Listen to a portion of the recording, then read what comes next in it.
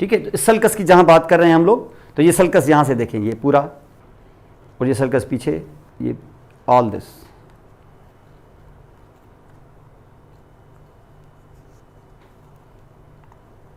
ये पूरा यहां से। अगर मैं इस सल्कस को यहां से ऐसे बांधूं, अब देखिए इस सल्कस पे मैं अगर निशान डालूं या अपनी अपनी फिंगर रख दूं, यहां से ये थंब रखूं ऐसे करके यहां, और ऐसा लाइक दिस, तो ये मैंने सर्किल जो बनाया है, ये सर्किल इस वक्त जो ओरिएंटेशन है इस सर्किल की, ये एट्रियोवेंट्रिकुलर सल्कस है। क्यों? क्योंकि इस तरफ जो नीचे इस वक्त आपको नजर आ रहा है, चाहे आगे चाहे पीछे, इज ऑल इज वेंट्रिकल, और इस सर्किल के ऊपर जो नजर आ रहा है, चाहे आगे चाहे ये पीछे, इट इज एट्रियम। इसका मकसद, इसका नाम पड़ जाएगा एट्रियोवेंट्रिकुलर सल्कस। हाँ, ये और बात है कि आप अगर चलते गए तो जो राइट एट्रियम राइट वेंट्रिकल से जुदा है, तो ये एट्रियोवेंट्रिकुलर सल्कस से राइट एट्रियोवेंट्रिकुलर सल्कस कहला सकती है। ऐसा ही चलते चलते चलते आप पीछे चले गए, यहां चले गए, तो ये लेफ्ट एट्रियम लेफ्ट वेंट्रिकल को जुदा कर रही है, तो उसको आप लेफ्ट एट्रियोवेंट्रिकुलर सल्कस कह सकते हैं, पार्ट ऑफ द लेफ्ट। लेकिन है तो सर्किल में ना, अब ये सर्किल में थोड़ी होगी, अब तो आप बेंड होके इस तरीके से आ गई तो टर्न हो गया। तो एक इसका ये पार्ट है right atrioventricular sulcus, that separates the right atrium from ventricle, जो इत्तेफाक से राइट वेंट्रिकल होगा, एडजेसेंट तो राइट वेंट्रिकल ही होगा।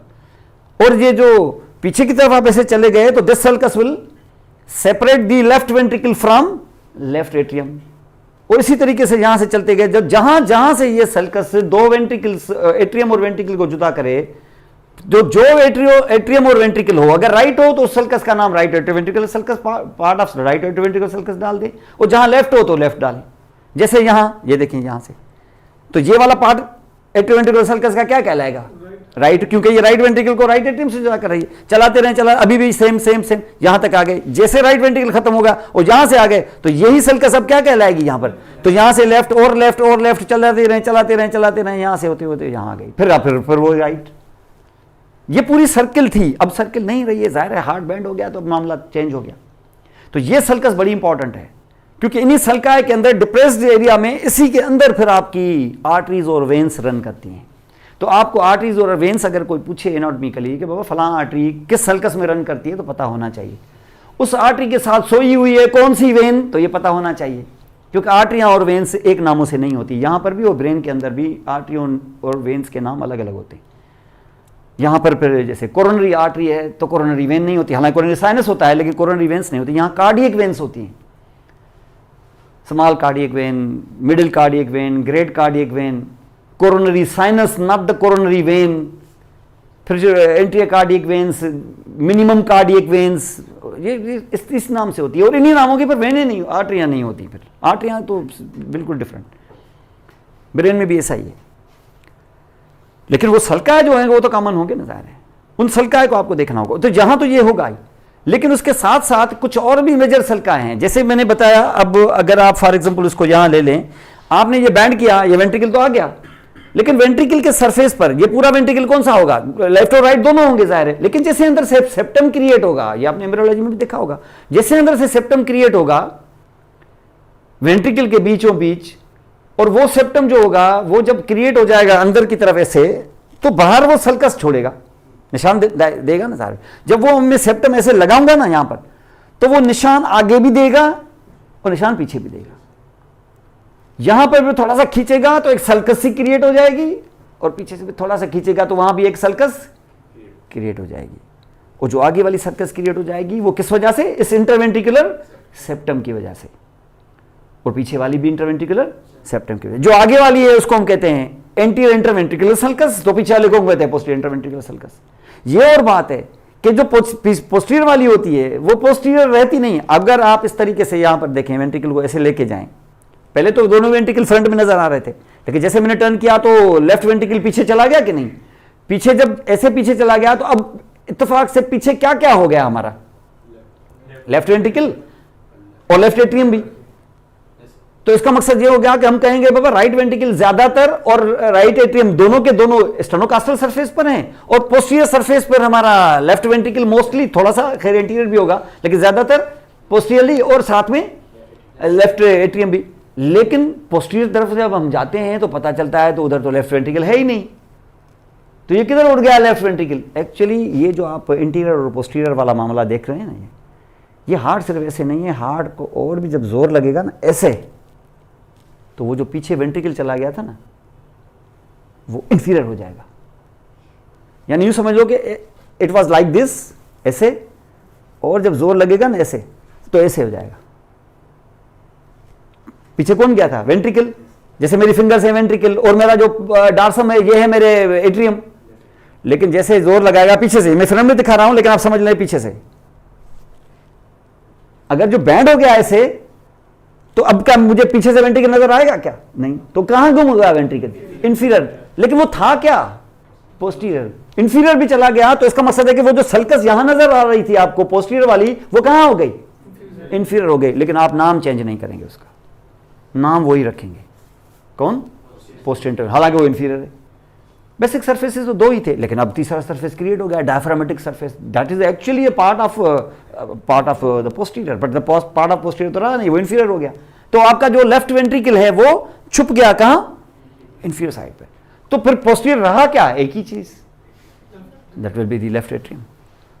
और क्योंकि लेफ्ट एट्रियम जब आप इस तरीके से देख रहे हैं, तो जो अपेक्स था वो फॉरवर्ड था कि नहीं? माना it was more anteriorly placed. तो आप यहां से अगर पिन डालें ऐसे, तो स्ट्राइक किस सरफेस को करेगी? यहां से मैं पेन डालूं, यहां से छुरी डालूं, तो छुरी की टिप किस जगह से निकलेगी? Left atrium. और लेफ्ट एट्रियम किधर है? तो जो चीज एपेक्स के ऑपोजिट होती है उसको बेस भी कहते हैं। भाई ट्रायंगल में अपेक्स के ऑपोजिट वाली चीज को क्या कहते हो? बेस। लंग में नहीं किया था आपने, ये अपेक्स था, और जब आप ऊपर से इसे डाल रहे थे तो कहां से निकली थी? नीचे से। आप जैसे वो तो बेस समझ में आता है, क्योंकि लंग उस बेस पे टिका हुआ है। हार्ट तो इंफीरियर सरफेस पे टिकी हुई है, तो बेस आप पोस्टीरियर सरफेस को कैसे कह रहे हैं? बेस इसलिए कह रहे हैं, बेस इसलिए नहीं कह रहे हैं कि वो बेस पे कोई बैठता है। बेस हम तब कह रहे हैं because it just opposite the apex. तो इस अपोजिट द अपेक्स होने की वजह से हम उसको बेस कहते हैं। बेस ये नहीं है कि जिस चीज पे कोई बैठा हो तो वो उसका बेस है, नहीं। बेस इस ट्रायंगल में हमेशा होता है अपोजिट द अपेक्स। और अपोजिट द अपेक्स क्या है? पोस्टीरियर सरफेस है, तो बेस है हमारा। और बेस में कौन सा रीजन है, कौन सा चेंबर है? Left atrium. और लेफ्ट एट्रियम के अलावा और कुछ नहीं।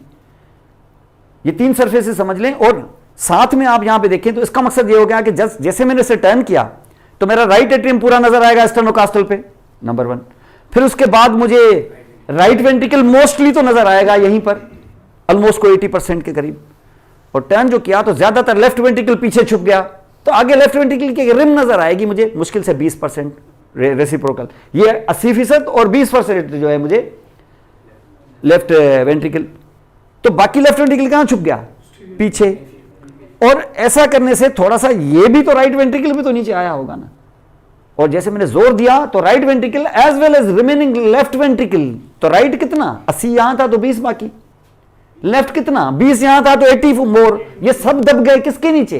इंफीरियर सरफेस के नीचे। तो डायफ्राम पे आज सोया हुआ है कौन? राइट वेंट्रिकल का 20% और 80% लेफ्ट वेंट्रिकल का।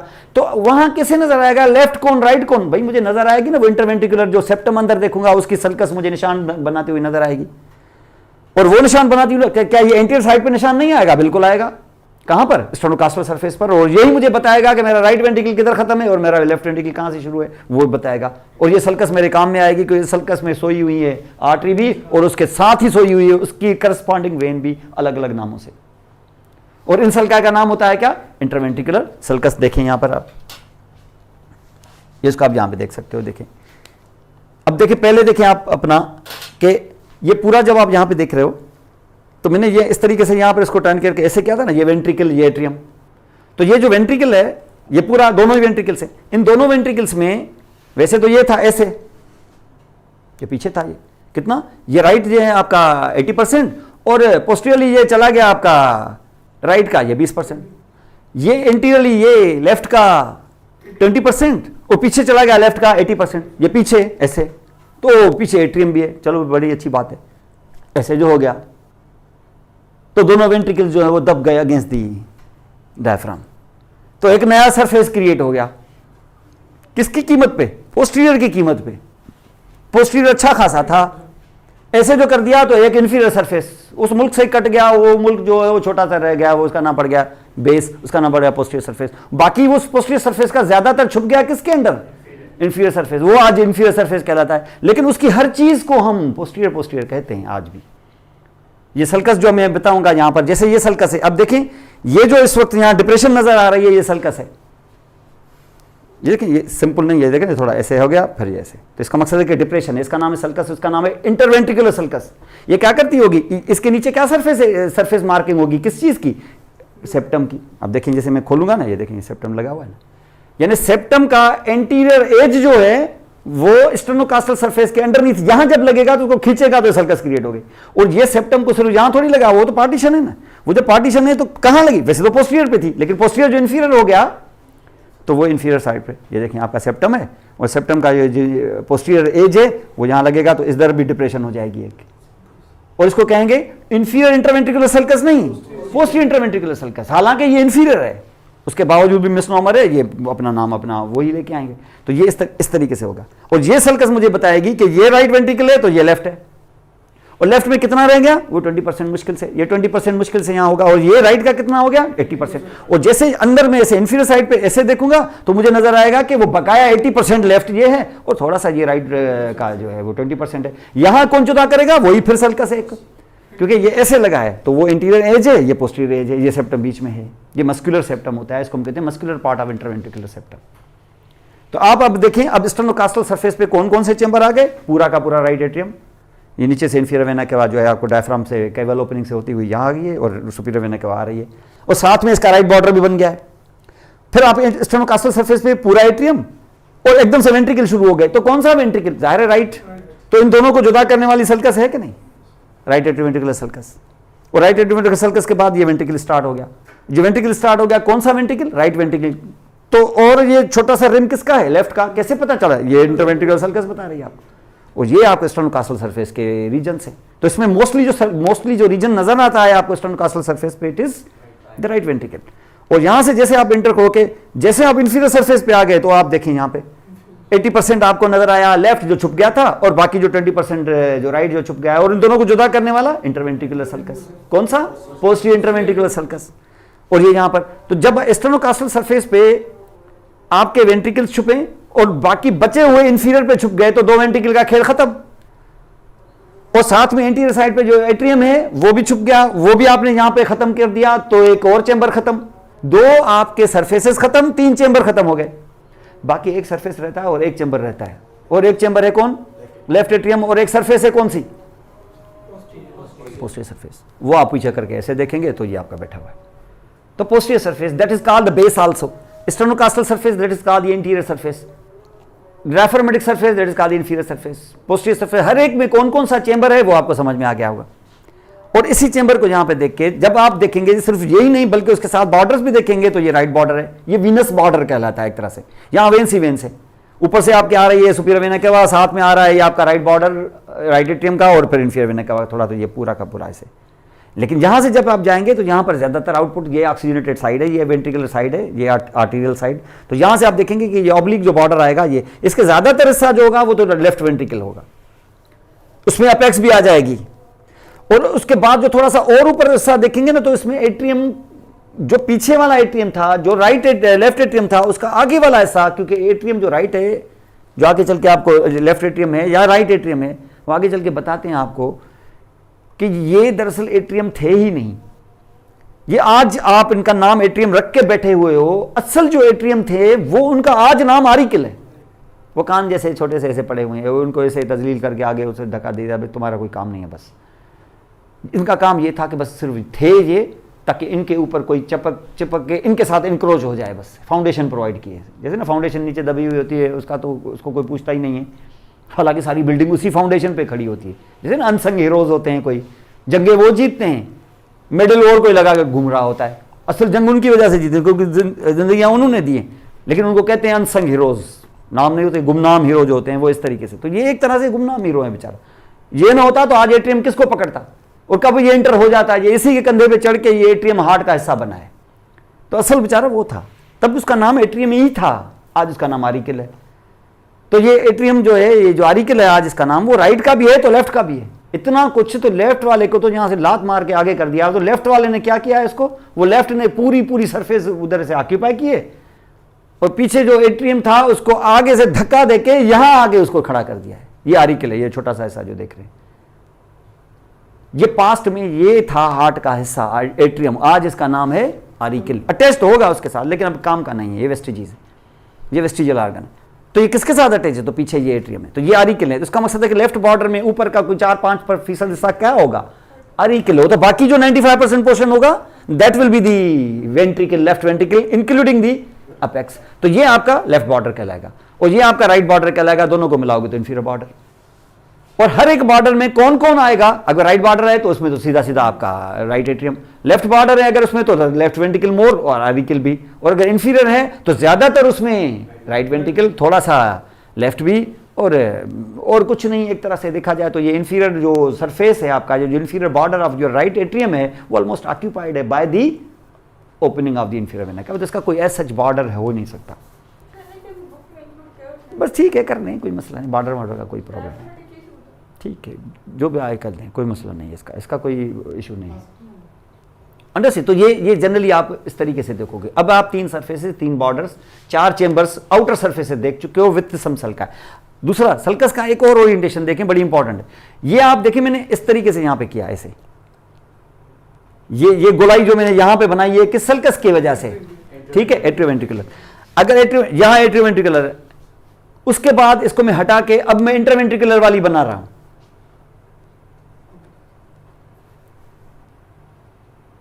वो सी लाइक होगी।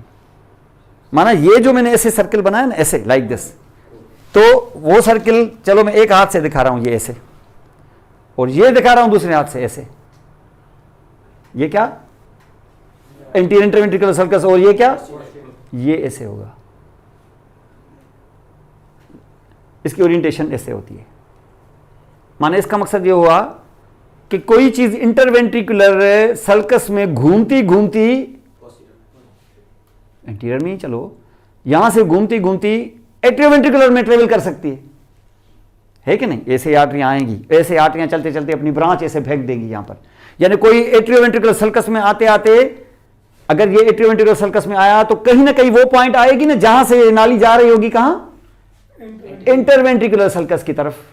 ऐसे भी होता होगा ना यकीनन, तो ऐसा होगा, आप यहां पे देखेंगे, क्योंकि ओरिएंटेशन ये है, ये दिस इज द ओरिएंटेशन। तो ये मेरा ये जो इस वक्त सी है, ये क्या होगा?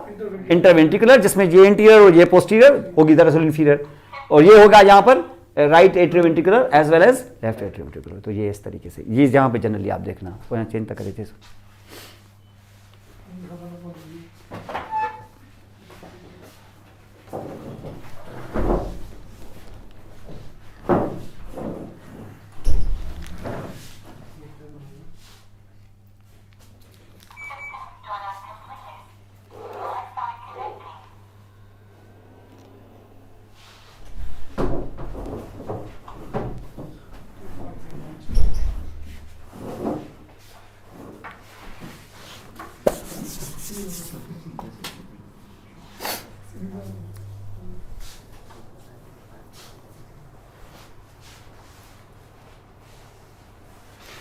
ठीक है भाई। तो अब यहाँ पर आप देखो कि इस वक्त आप ध्यान में बनाओ अपना कि आप 3 सरफेसेस, 2-3 बॉर्डर्स देख चुके हो, 4 चेंबर्स आपने देखे हैं आउटर साइड से, जिनको खोल के हम अंदर देखने वाले हैं। लेकिन हमें अंदाज़ा हो कि ये सरफेसेस किस सरफेस पे कौन कौन से चेंबर्स हमें नज़र आते हैं। स्टेनोकास्टल है जैसे इंफीरियर वगैरह, और कौन कौन से बॉर्डर्स जो हैं उन पे कौन कौन से चेंबर्स वो बॉर्डर बनाते हैं।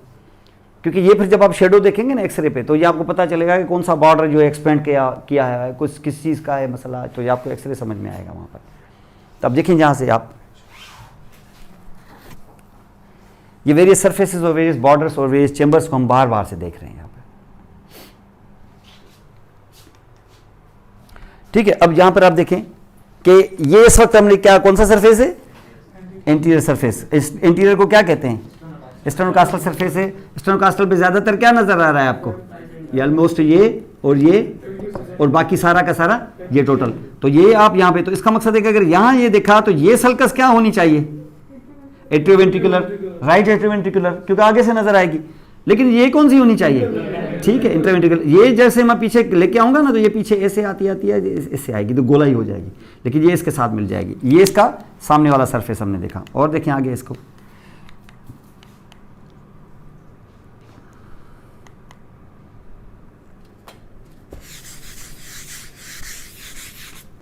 ठीक है, ये राइट वेंट्रिकल है।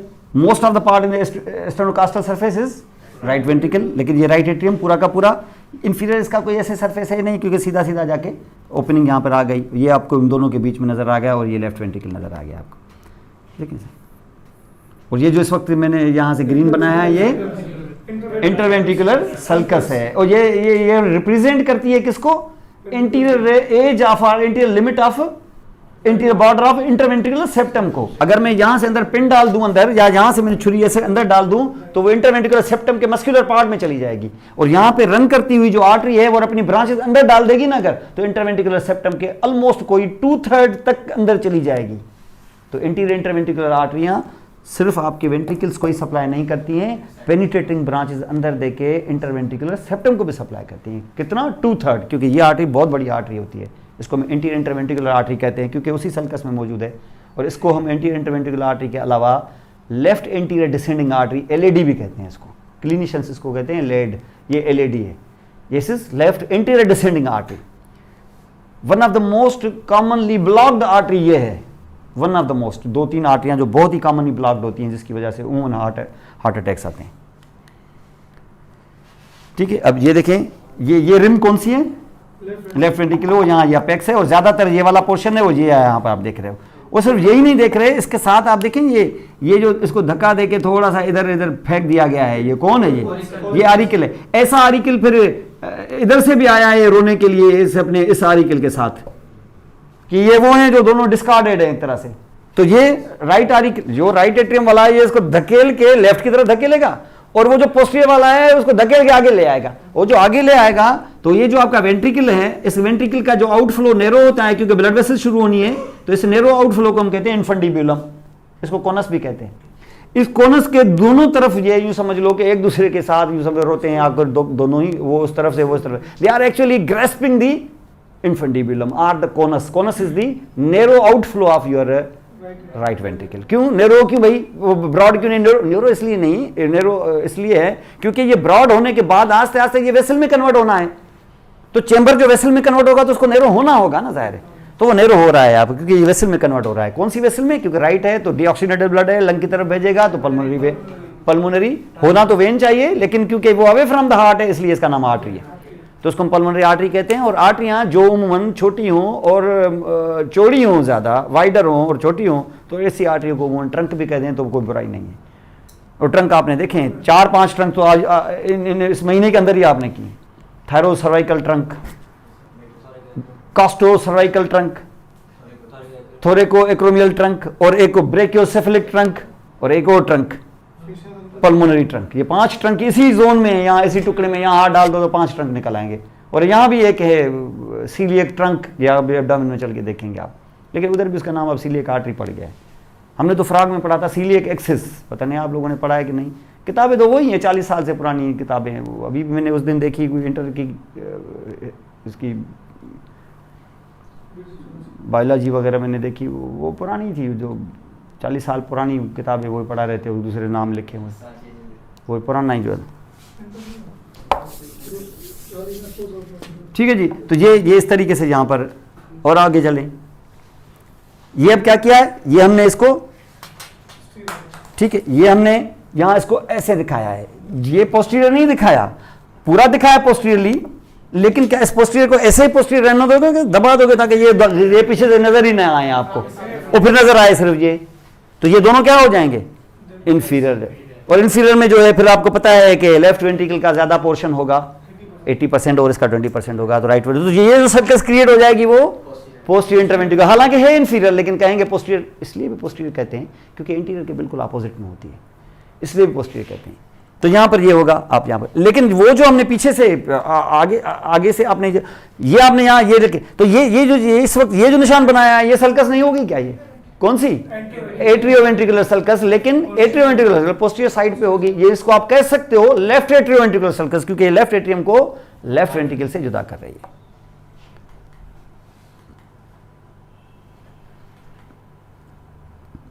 इस वक्त यहां अगर मैं ये छुपा दूं तो बस ये जो ग्रीन नजर आ रहा है ना, बस यही है पोस्टीरियर सरफेस जिसको हम कहते हैं बेस। क्यों? क्योंकि अपोजिट दी अपेक्स है यहां पर।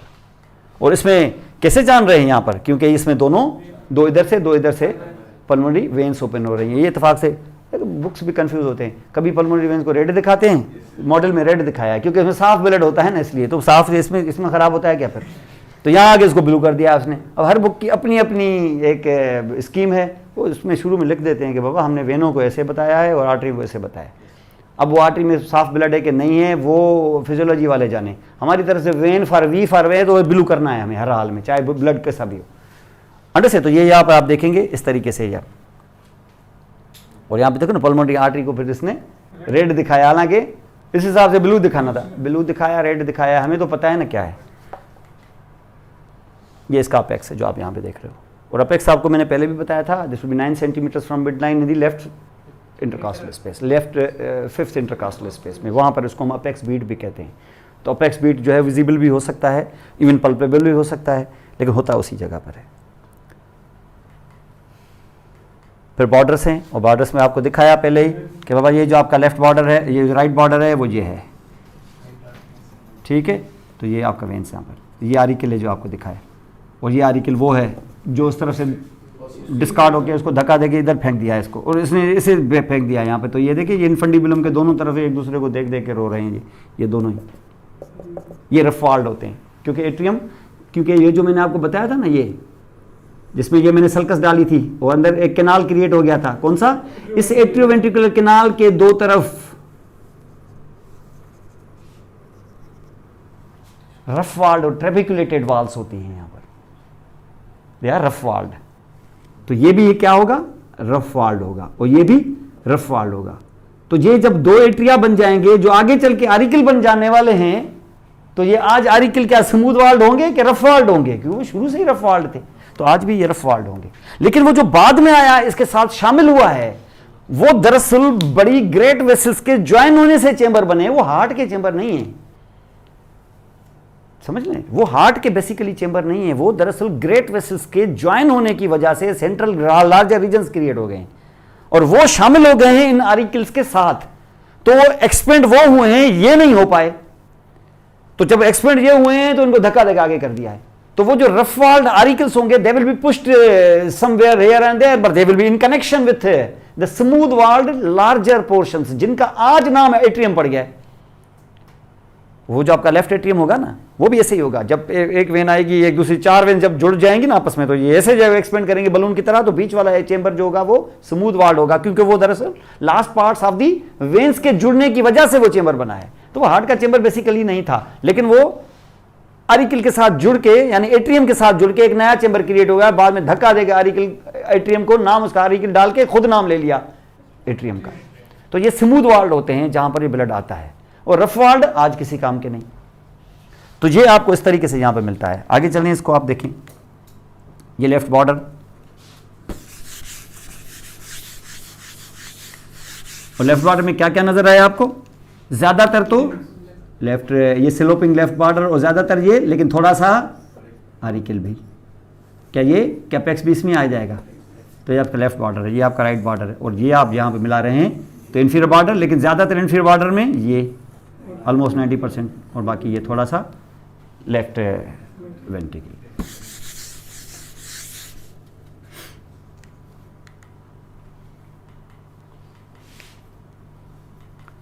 अब यहां पर आप देखें कि इतना देखने के बाद, ये सारी जब चीज़ें आप यहाँ पे देख चुके, तो अब आपको देखना है कि अंदर क्या है। 4 चेंबर्स अंदर क्या कैसे दिखते हैं। 2 चेंबर्स पे तो खास नज़र रखो, पहले 2 जो हैं, क्योंकि बाकी जो 2 होंगे वो उनकी ऑलमोस्ट कॉपी होंगे विद सर्टेन डिफरेंसेस। एक तो ये होगा कि अगर फॉर एग्जांपल आप ये चीज़ आप यहाँ पे देखें, स्टर्नोकास्टल सरफेस है, यहाँ तो बाहर बाहर से अंदाज़ा तो हो रहा है कि ये जो इंटीरियर सरफेस है हमारा, इसमें एक हिस्सा 10-15% तो आरिकल का होगा, बाकी जितना ये स्मूथ वाल्ड पोर्शन है ये है एट्रियम, आज का एट्रियम। वरना पहले था वो 2 साइनसॉन से बनता हुआ चेंबर, नाम था उसका साइनस विनोसस, साइनस विनोसस। तो इसका मकसद है कि अभी भी आप इसको अगर साइनस विनोसस कहें तो आरिकल अपना नाम वापस ले सकता है कि मुझे एट्रियम कहो, हो सकता है कि नहीं? ठीक है ना, तो आप ऐसे समझ सकते हो कि भाई एट्रियम जो है ये दरअसल आरिकिल जो है ये दरअसल एट्रियम है, तो आज उसका नाम रिटेन कर लें, वापस उसका नाम बहाल करें, और उस साइनस विनोसस को चलो आप हार्ट में इंक्लूड कर दो, लेकिन उसको साइनस विनोसस कहो, साइनस तो कम से कम। तो ये आपका वेन्स का साइनस है, वो तो है ही। यहाँ पर जिस सरफेस पे हमें तो पता है ना कि ये थोड़ा सा राइट की तरफ प्रोजेक्टेड है और ये ज़्यादातर स्मूथ वाला लेफ्ट है। यहाँ पर एक निशान होता है, क्योंकि एक चीज़ ने ग्रो किया ही नहीं, ऐसे अगर ये चीज़ ग्रो कर जाए ऐसे, वो ग्रो ही ना करे, तो बीच में सल्कस क्रिएट होगी कि नहीं? दोनों कर दे तो फिर तो कोई मसला नहीं, एक आए ही ना, दूसरे से आ जाए, तो समझ सकते हो कि ये सल्कस क्रिएट हो जाएगी। अगर ये सल्कस क्रिएट हो जाएगी तो ये सल्कस आपको बताएगी कि इस सल्कस के लेफ्ट तरफ आरिकल है और राइट तरफ, लेफ्ट तरफ रफ वॉल्ड आरिकल है और राइट तरफ smooth walled very large atrium है। इसको कहते हैं सल्कस टर्मिनलिस, यही कहते हैं ना, सल्कस टर्मिनलिस। ये सल्कस टर्मिनलिस कहलाती है। अगर ये सल्कस टर्मिनलिस है, अगर जो है भी, तो बाहर से अगर ये सल्कस टर्मिनलिस है तो जाहिर है ये अगर बाहर से सल्कस टर्मिनलिस है, अगर इज लाइक दिस, तो ये इस सल्कस टर्मिनलिस समझ लो, ये ऐसे अगर आप यहां पे देखें, अगर मैं इसको सिंपली ऐसे करूं, ये समझ लो, ये क्या है? सल्कस टर्मिनलिस, ये सल्कस है। ये जो सल्कस यहां होगी, यहां मैं अगर सल्कस करूं ऐसे, तो क्या अंदर से भी सल्कस होगी कि क्रेस्ट हो जाएगी?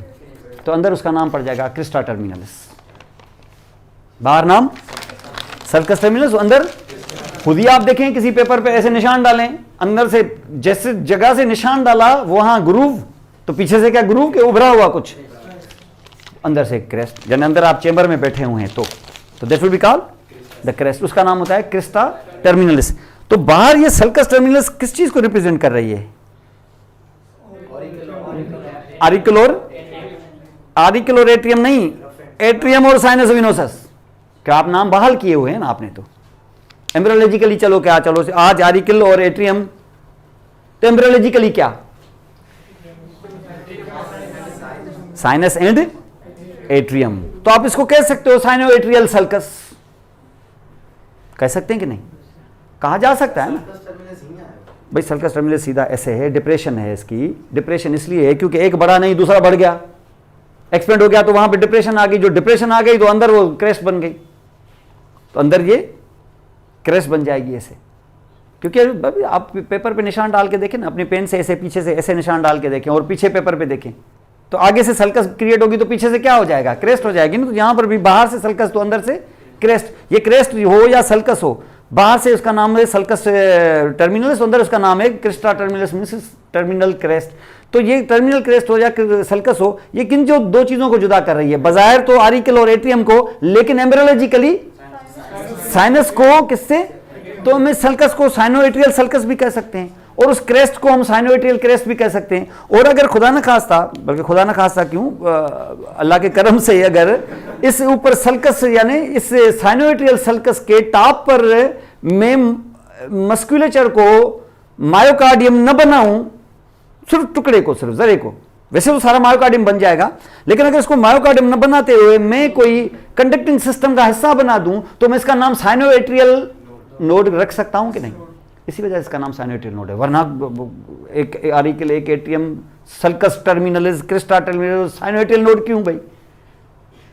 अब इसका नाम डाल दें कोई टर्मिनल नोड, कुछ इस किस्म की चीज नहीं, इसको डालेंगे cyano atrial. Cyano atrial node की वजह नाम की क्या है? Because it is lying at the top of the crest, that is the sinoatrial crest, not called as sinoatrial crest, but we call it in crista terminalis. इस वजह से इसका नाम पड़ गया है साइनोएट्रियल नोड। और इसी की मर्जी चलती है। अगर मैं 72 दफा करंट दूं तो 72 दफा बीट करेंगे आप, और अगर मैं दूं 100 दफा तो 100 दफा करेंगे, अगर मैं दूं 200 दफा तो 200 दफा करेंगे, because he makes the pace, इसलिए इसका नाम है द पेस मेकर। तो पेस मेकर ये होता है, क्योंकि इतनी स्पीड से, इतने पेस से और कोई भी बीट नहीं भेजता। हाँ, अगर इसकी बीट कम हो जाए, जैसे इसकी बीट अगर 60 से कम हो जाए, तो फिर 60 वाला जो होगा वो टेक ओवर कर लेगा। अब हुक्म चलेगा 60 वाले का। तो नेचर ने देखे हैं उसे, और 60 वाला भी अगर गया ना तो आगे 40 वाले भी बैठे हुए हैं, लेकिन 40 वाले बैठे हुए हैं, फिर वो बैठे ही हुए होंगे, बंदा जो है निकल जाएगा, फिर फारिग हो जाएगा, फिर 40 से क्या चलेगा वो। लेकिन ये है कि टाइम मिल जाएगा उसको कि जल्दी से पेस मेकर वगैरह आर्टिफिशियल लगा के काम चलाओ, और आर्टिफिशियल 2-3 दिन चलाओ, और अगर आर्टिफिशियल पेस मेकर काम नहीं करता है तो फिर परमानेंट पेस मेकर जो है जिसको हम कहते हैं तो पीपीएम लगवाओ, या फिर आर्टिफिशियल जो है वो टेम्पररी, जिसको हम टीपीएम कहते हैं, टेम्पररी लगवा देते हैं फिलहाल, ताकि 60-70 तक बीट चलता रहे, और उसके बाद 3 दिन बाद हटा के देखते हैं कि अगर बीट वापस आ गई है, सही तरीके से रिदम आ गया है वापस, तो ठीक है, अगर नहीं आया वापस तो फिर जाएँ, फिर इंटरवेंशनिस्ट जो है वो फिर उसमें पेस मेकर डालते हैं, फिर इंसर्ट करते हैं पेस मेकर, 2 वे और 3 वे पेस मेकर्स चलते हैं वो इससे। तो इस तरीके से यहाँ पर पेस मेकर यहाँ पे, ज़ाहिर है डॉक्टर को भी तो कमाना है ना, ऐसे थोड़ी कि सब ठीक हो जाएगा। अब डॉक्टर खुद ही अब दूसरा ईदी बनने आया है क्या यहाँ पर? तो फिर बंद करे दुकान, सब सब सब अगर खुद ही ठीक हो जाएगा अगर, तो फिर शटर बंद करे, फिर क्या ज़रूरत है फिर मेडिकल कॉलेजों की, जब खुद अल्लाह सब ठीक कर देता है अगर, तो फिर डॉक्टर क्यों है फिर? तो अल्लाह को, डॉक्टर को भी तो ठीक करना है ना उसको, अंडर से। तो ये यहाँ पर तो हम इस वक्त इससे, वैसे ये जो डायग्राम है इसको यहाँ से नहीं खोला है। अगर आप फॉर एग्जांपल, चलो यहाँ एट्रियोवेंट्रिकुलर सल्कस है, देखते हैं वहां से इसने खोला कैसे। एट्रियोवेंट्रिकुलर सल्कस, चलो मैं यहां से अगर इसको सल्कस टर्मिनल से कट लगाता हूं ऐसे अंदर छुरी से, चलो यहां से नहीं लगाते, यहां से लगा देते हैं एट्रियोवेंट्रिकुलर से, ठीक है। यहां से ऐसे कट लगा के अंदर इंसिशन दे के इसको मैं दरवाजा खोलता हूं इसका, ऐसे कैसे खुलेगा? क्या पूरा कि सल्कस के यहां से बैंड आएगा? क्यों? क्योंकि उस पे पहले से ही आपको पता है ना, अब जैसे उमन कोई चीज़ को मोड़ते हैं तो वहाँ से थोड़ा सा ऐसे कंस्ट्रक्शन देते हैं, जब इस तरीके से मोड़ते हैं, लेकिन कोई भी चीज़ अगर मोड़ते हैं या तोड़ते हैं तो हम क्या करते हैं, उस जगह पे थोड़ी सी कंस्ट्रक्शन देके ऐसे तोड़ते हैं। तो यहाँ से पहले से कंस्ट्रक्शन है, तो जब मैं यहाँ से कट लगा के खोलूंगा तो इधर से नहीं खुलेगा, यहाँ से जैसे जैसे दरवाजे का कब्जा होता है यहाँ से खुलेगा, ठीक है, ऐसे खुलेगा। अगर ये इस तरीके से खुला, यहाँ खुला, तो ये जो सल्कस टर्मिनल्स है, जैसे मैंने ऐसे खोला, आपको ऐसे दरवाजा खोला, तो ये इस वक्त जो मैंने ऐसे दरवाजा खोला है, तो ये क्या उठाया है मैंने, किसकी वाल उठाई है? स्मूथ वाल्ड एट्रियम की कि आरिकिल की? समझ गए ना? तो ये आरिकिल की वाल उठाई है मैंने। अगर आरिकिल की वाल उठाई है तो किस जगह पे आकर रुका हूं मैं? क्रिस्टा टर्मिनल्स पे रुका हूं मैं अंदर से, ठीक है। क्रिस्टा टर्मिनल्स से जहां मैं रुका हूं, उस क्रिस्टा टर्मिनल्स से इधर से अंदर से मैं अगर देखूंगा तो यहां मुझे ये ऐसे निशान निशान नजर आएंगे, ये मसल है। ये मसल कहां से ओरिजिन ले रहे हैं? क्रिस्टा टर्मिनल से। और ये पैरेलल आके कहां आके क्या बना रहे हैं इस वक्त? ये वाल किसकी? आरिकिल की। ये रफ वाल्ड आरिकिल की वाल्स हैं, लग नहीं रही ये कंगी जैसा, इसलिए इसको कहते हैं पेक्टिन। पेक्टिन कंगी को कहते हैं। वो पेक्टिनस मसल देखा ना आपने लोअर लिम्ब में, ये पेक्टिनस मसल की शक्ल ऐसी थी, ऐसे कंगी जैसी, ये पेक्टिन कंगी को कहते हैं, कॉम्ब को, इसलिए इसका भी नाम पड़ गया है पेक्टिनेट मसल्स, मस्कुला पेक्टिनेटी। ये क्या होते हैं? ये मसल होते हैं कॉम्ब लाइक अरेंजमेंट में। ये सल्कस टर्मिनस होगी तो जहां से ऐसे ऐसे मसल आते हैं, और ये क्या बनाते हैं? आरिकिल की वाल, रफ वाल डाल। हाँ, इससे जो इस तरफ जाओगे तो फिर इस किस्म की कोई चीज नजर नहीं आएगी, क्योंकि it all will be the sinus venosus smooth walled. जो आज का एट्रियम है, स्मूथ वाल्ड एट्रियम, जो रिसीव कर रहा है किसको? दो साइनस, दो इंफीरियर सुपीरियर वेना के आवाज को, और उसके साथ साथ कोरोनरी साइनस को भी, और छोटी छोटी और वेन्स भी है। तो यहाँ पे ये रिसीव होगा, तो ये मस्कुलर पेक्टिनिटी। तो ये समझ लेना, तो ये डायग्राम देखो तो आइडिया हो आपको कि ये क्या है। दिस का दी मस्कुलर पेक्टिनिटी।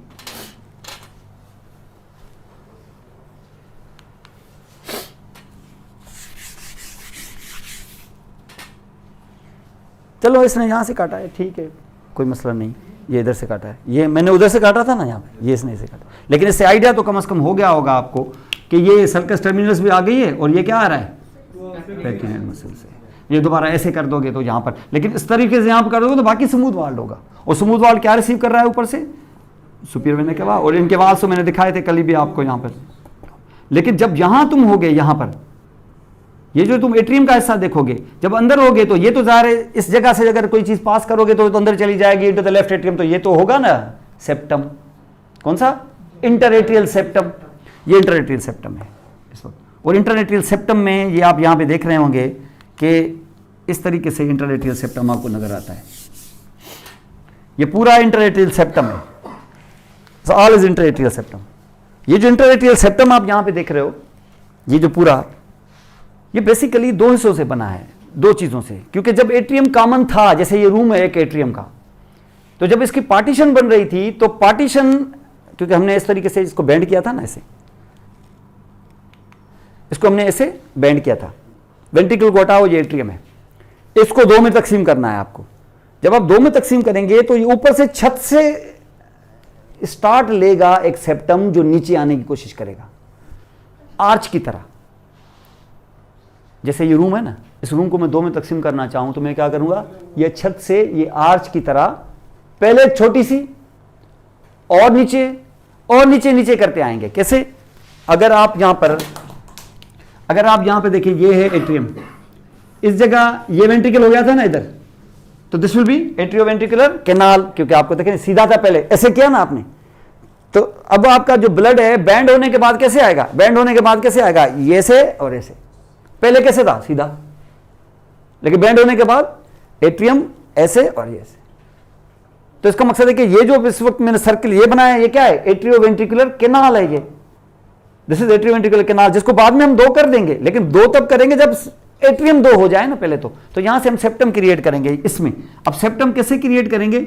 ये सेप्टम छत से आएगा ऐसे, बीच में से, पहले तो ऐसे होगा,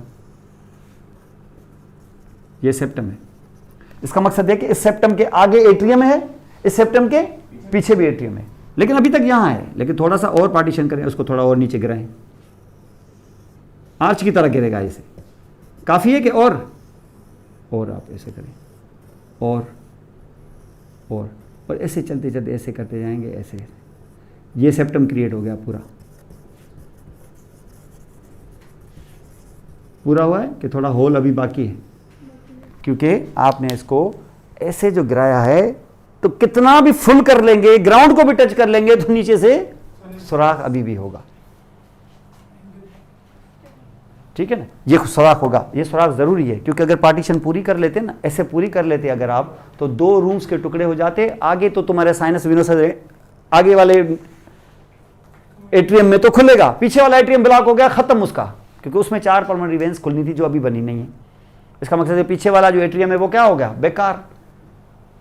और तुमने जब इसको फुल बंद कर दिया तो पीछे वाले में ब्लड जा पाएगा क्या? नहीं, तो ग्रोथ ही नहीं होगी, तो खत्म ही हो जाएगा। इसलिए पहले तुम राइट एट्रियम का ब्लड उसके अंदर से डालो, ताकि उसमें भी ग्रोथ फैक्टर्स मिलते रहें और उसकी भी ग्रोथ होती रहे। फिलहाल नहीं होगी, आगे चल के तो होगी ना। तो ये सुराख रहने देंगे आप। तो ये जो इस वक्त सेप्टम क्रिएट किया है आपने, इसका नाम है प्राइमरी सेप्टम। इसको कहते हैं सेप्टम प्राइमम। इसका दी ये एम्ब्रियोलॉजिकली सेप्टम प्राइमम कहलाता है, ये प्राइमरी सेप्टम है। और ये जो सुराख है इसको हम कहते हैं ऑस्टियम, ऑस्टियम प्राइमम। ये ऑस्टियम प्राइमम है। मसला ये है कि अगर बच्चा ऐसे ही बाहर आ जाता है, लेफ्ट एट्रियम ने भी अपनी 4 वेनें रिसीव कर ली, चलो इसने भी साइनस विनोसस रिसीव कर लिया, आगे वाले ने भी, लेकिन ये दोनों ब्लड मिल जाएंगे आपस में।